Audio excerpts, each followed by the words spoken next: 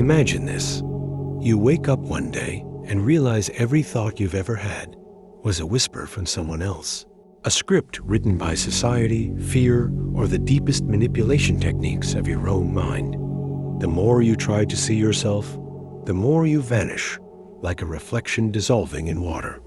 Self-awareness, the very thing meant to liberate you, becomes a hall of mirrors, each image further from the truth. What if the moment you grasp who you are, you lose it?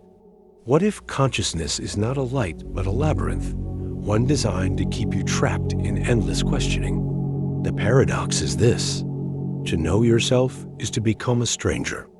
And now, the real question. Who is the you that's left when the mirrors shatter?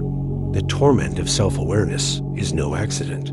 It's the inevitable collision between the mind's hunger for meaning and its terror of the void. Friedrich Nietzsche saw it first. When you gaze long into an abyss, the abyss also gazes into you. The more you dissect your thoughts, the more they dissolve into echoes of conditioning, societal whispers, and primal fears.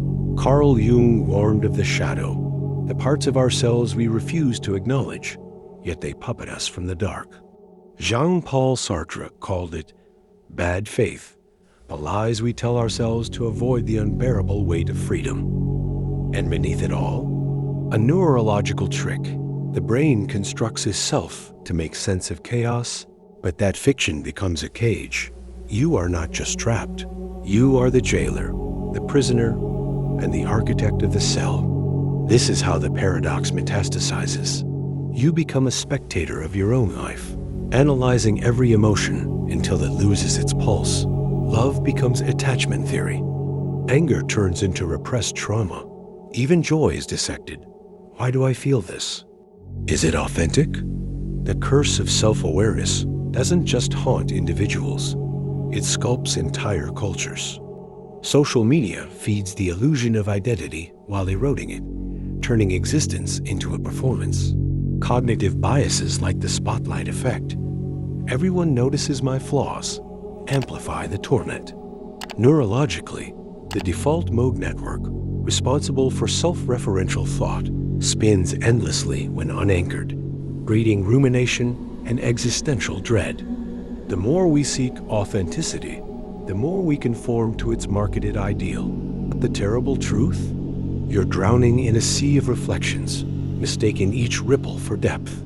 But what if the escape lies not in solving the paradox, but shattering it? The mystics knew. Zen masters sought no mind. Kierkegaard leapt into faith, and Pessoa himself multiplied into heteronyms, fracturing the illusion of a single self.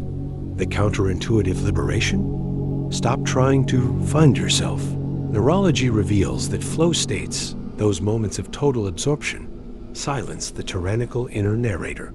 Philosophy whispers another secret. You are not a thing to be known, but a process to be lived. Like a river that cannot grasp its own current, you must release the need to define your depths. Rebellion begins when you trade dissection for direct experience, when thinking about life surrenders to living. Here is the silent revelation, the one that unshackles you. You were never meant to be solved. Consciousness is not a puzzle, but a prism. Each refraction of light, each fleeting thought and emotion is already complete. The deepest self-awareness is not knowledge, but surrender to the absurdity, the beauty, the terrifying freedom of being no one and everyone at once. Pessoa's genius was in his multiplicity. I am nothing. I'll never be anything. I couldn't want to be something. In that negation, he touched infinity. The moment you stop chasing your reflection, you become the entire mirror. Now, look again. Who is it that's looking?